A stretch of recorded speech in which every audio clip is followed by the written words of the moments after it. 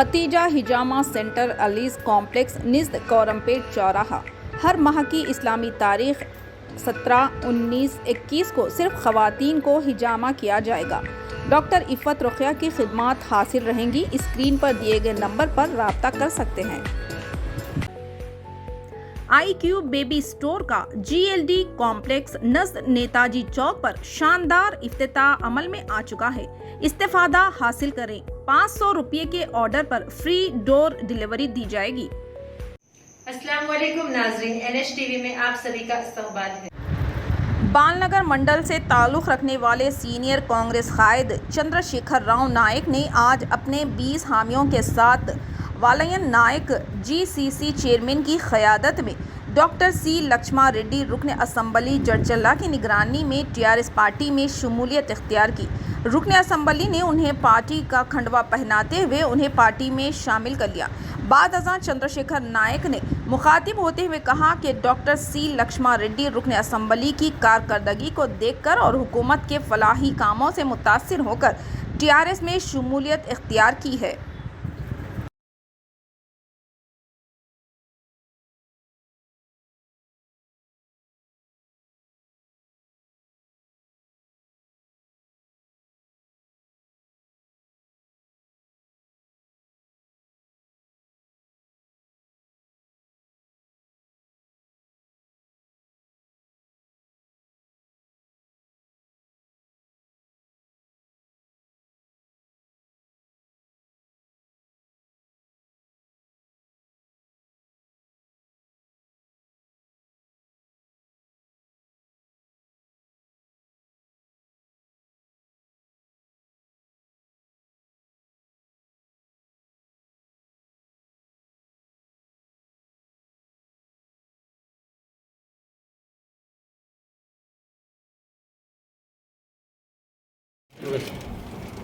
Media మిత్రులు నమస్కారం.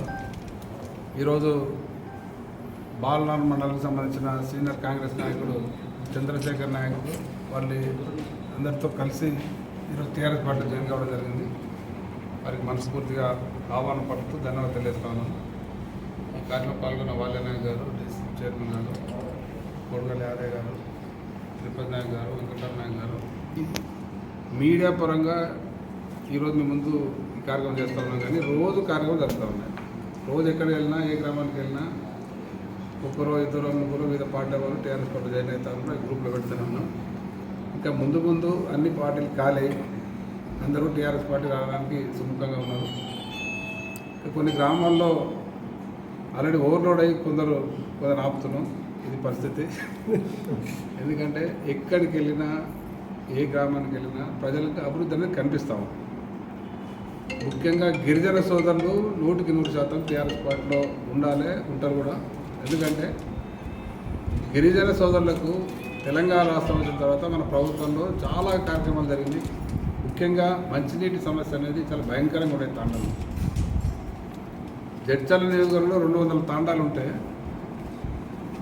70 ఏళ్ల స్వాతంత్రం తర్వాత అంతకుముందు ఇలా కాంగ్రెస్ కావచ్చు, మిగతా పార్టీలు చేసిన ఘనకార్యం ఏంటంటే 7 తాండాలు కూడా వాటర్ ట్యాంకులు లేకుండా 70 ఏళ్ళలో. మన గవర్నమెంట్ వచ్చిన తర్వాత 200 తాండాలు వాటర్ ట్యాంకులు అయినాయి, ఇంటికి నల్లాలు అయినాయి.